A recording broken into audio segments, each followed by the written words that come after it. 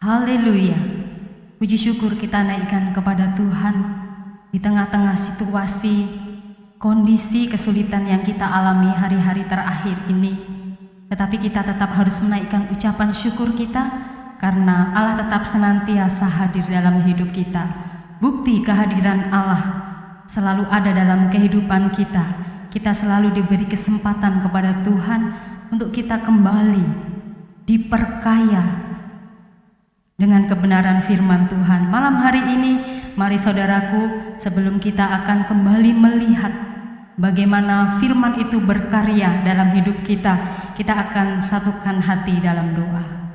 Bapa yang baik, kami mengucap syukur kepadamu bahwa kami sungguh merasakan Engkau tidak pernah meninggalkan kami di tengah-tengah situasi yang saat ini sedang kami hadapi, di tengah-tengah bagaimana kondisi saat ini Tuhan. Tetapi kami boleh merasakan bahwa Engkau senantiasa hadir dalam hidup kami. Engkau setia menemani kami apapun keberadaan kami. Dan malam hari ini kami kembali siapkan hati kami untuk kembali hidup kami diperbaharui oleh kebenaran firman-Mu. Allah Roh Kudus, Engkau menolong kami, menguduskan hati kami, menguduskan pikiran kami, agar lewat setiap kebenaran firman Tuhan yang boleh kami dengar, ini boleh menjadi rema di dalam kehidupan kami. Kami sambut firman-Mu dengan penuh ucapan syukur. Dalam nama Yesus. Haleluya. Amin. Saudaraku yang dikasihi Tuhan, mari sama-sama kita akan membuka Alkitab kita di dalam Injil Yohanes pasal 21 ayat yang ke-15 sampai dengan ayat yang ke-19. Injil Yohanes pasal 21 ayat 15 sampai dengan 19, saya akan bacakan firman Tuhan. Gembalakanlah domba-dombaku. Sesudah sarapan, Yesus berkata kepada Simon Petrus, "Simon, anak Yohanes, apakah engkau mengasihi aku lebih daripada mereka ini?" Jawab Petrus kepadanya, "Benar Tuhan, engkau tahu bahwa aku mengasihi engkau." Kata Yesus kepadanya, "Gembalakanlah domba-dombaku." Kata Yesus pula kepadanya untuk kedua kalinya, "Simon, anak Yohanes, apakah engkau mengasihi aku?" Jawab Petrus kepadanya, "Benar Tuhan, engkau tahu bahwa aku mengasihi engkau." Kata Yesus kepadanya, "Gembalakanlah domba-dombaku." Kata Yesus kepadanya untuk ketiga kalinya, "Simon, anak Yohanes, apakah engkau mengasihi aku?" Maka sedih hati Petrus karena Yesus berkata untuk ketiga kalinya, "Apakah engkau mengasihi aku?" Dan ia berkata kepadanya, "Tuhan, engkau tahu segala sesuatu. Engkau tahu bahwa aku mengasihi engkau." Kata Yesus kepadanya, "Gembalakanlah domba-dombaku. Aku berkata kepadamu, sesungguhnya ketika engkau masih muda, engkau mengikat pinggangmu sendiri dan engkau berjalan kemana saja kau kehendaki. Tetapi jika engkau sudah menjadi tua, engkau akan mengulurkan tanganmu dan orang lain akan mengikat engkau dan membawa engkau ke tempat yang tidak kau kehendaki."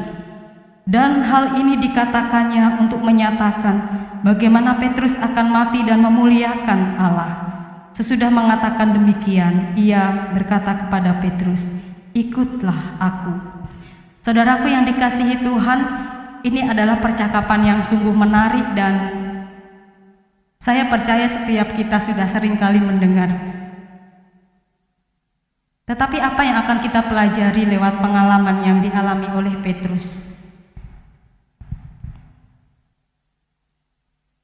Dalam kesedihan kepiluan hati Petrus karena ia merasa gagal untuk mengikut Tuhan yang ia tunjukkan ketika ia menyangkal Yesus. Petrus mengalami sebuah kondisi di mana ia merasa terpuruk, merasa gagal dengan apa yang sudah menjadi tujuan hidupnya. Dia seorang yang berapi-api ingin membela Yesus, manakala Yesus ada dalam masa-masa kesengsaraan. Tetapi Petrus pula ternyata yang menunjukkan pengkhianatan kepada Yesus. Dan ini sungguh dialami oleh Petrus, sungguh membuat hidupnya menjadi kacau, sehingga ia tidak bisa memandang hal-hal yang ada di sekitarnya.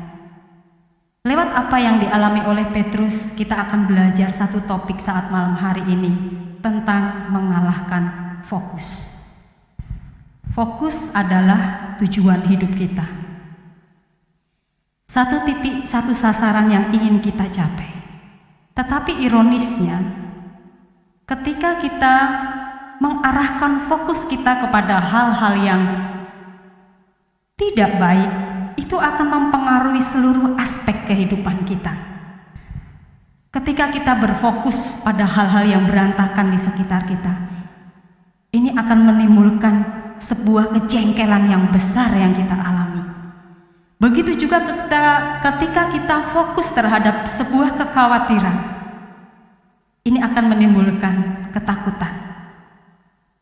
Dan ketika kita fokus kepada sebuah kegagalan, seperti yang dialami oleh Petrus, kegagalan untuk menunjukkan kesetiaan kepada Yesus, menghancurkan semangat hidup.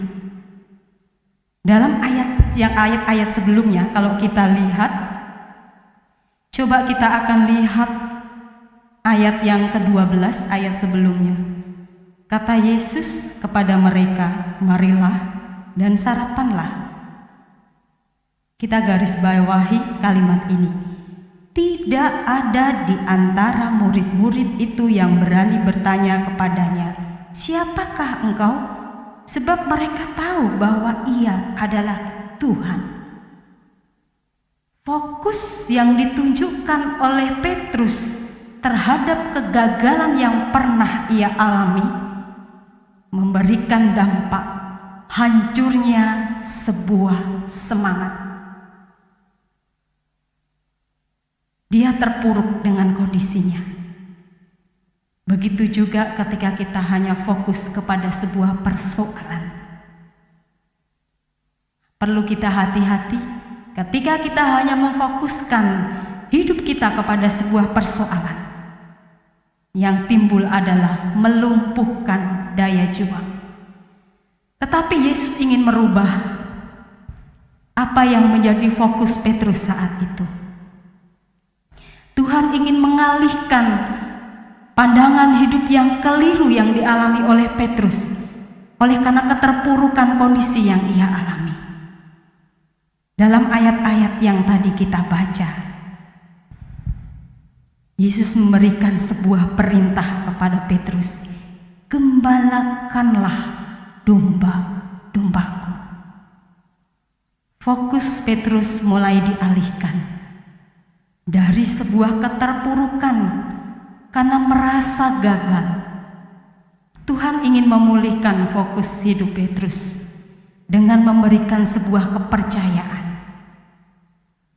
Sungguh indah bagaimana Yesus menolong setiap kehidupan kita.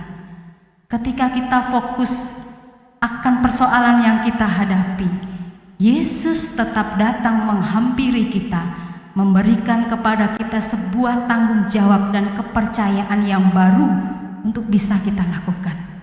Puji Tuhan. Ini bagaimana cara Tuhan menolong kehidupan kita. Dalam kondisi keterpurukan kita, Tuhan tetap masih mau memberikan kepada kita sebuah kepercayaan akan tugas yang baru, seperti yang dialami oleh Petrus. Gembalakanlah domba-dombaku. Tidak mudah menjadi seorang gembala.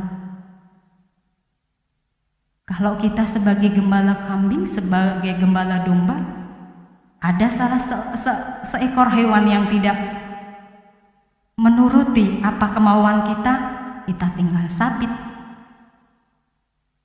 Tetapi bagaimana ketika Tuhan memberikan kepada kita sebuah tanggung jawab untuk mengembalakan jiwa-jiwa. Ini dibutuhkan sebuah daya juang yang besar untuk kita bisa mengemban tugas itu.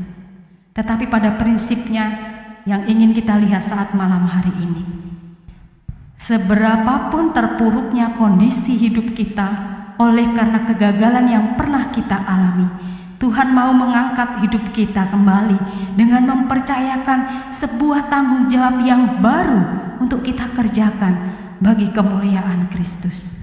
Untuk itu, kesempatan malam hari ini, mari alihkan kembali fokus hidup kita kepada kebenaran firman Tuhan. Kita boleh mengalami kegagalan. Hal manusiawi kita mengalami kekhawatiran. Dan tidak menutup kemungkinan kita pun akan terus senantiasa diperhadapkan kepada persoalan demi persoalan yang akan kita hadapi setiap hari. Tetapi fokus kepada kemenangan Kristus itu yang akan merubah kehidupan kita.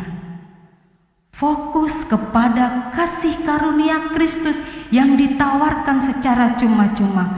Responi, tangkap kasih karunia itu, sehingga hidup kita kembali menjadi penuh makna seperti yang dialami oleh Petrus. Biarlah menjadi doa kita semua, saudaraku yang dikasihi Tuhan. Mari arahkan fokus kita hanya kepada kemenangan yang Kristus telah tunjukkan di atas kayu salib. Itu yang akan membebaskan kita dari keterpurukan-keterpurukan yang kita alami. Menjadi doa kita saat malam hari ini, kiranya Allah Roh Kudus tetap menolong kita kembali fokus mengarahkan iman percaya kita hanya kepada kebesaran Tuhan. Kita bersatu dalam doa. Terima kasih Allah Roh Kudus, Engkau mengingatkan kami kembali agar hidup kami tetap terus terarah kepada kebesaran yang Engkau telah tunjukkan dalam hidup kami. Terima kasih Tuhan, sekalipun kami dalam kondisi terpuruk oleh karena dosa-dosa kami, sekalipun kami dalam kondisi yang tidak baik, bahkan oleh karena kegagalan-kegagalan yang kami alami, tetapi sebagaimana Engkau mengalihkan pandangan hidup, fokus Petrus, demikian yang menjadi kerinduan hati kami. Mari Engkau tolong kami umat-Mu Tuhan, agar kami mampu meresponi kasih anugerah Allah yang akan mengalihkan fokus hidup kami, untuk kami tetap terus memandang kepada kebesaran Tuhan, untuk kami tetap mengarahkan iman percaya kami akan kasih kuasa Kristus. Kami siapkan kehidupan kami untuk terus diperbaharui oleh karena kasih karunia-Mu. Terima kasih Allah kami yang baik.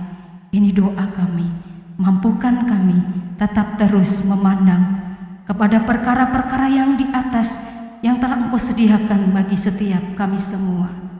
Terima kasih Bapa, terima kasih Yesus. Ini doa kami. Berkati setiap kami semua, berkati seluruh sidang jemaat-Mu, berkati kami umat-umat-Mu, berkati kami dan terus ingatkan kami akan kebesaran Tuhan yang sanggup mengalihkan fokus hidup kami yang tidak benar di hadapan Tuhan. Ini seru doa kami dalam nama Yesus. Haleluya. Amin.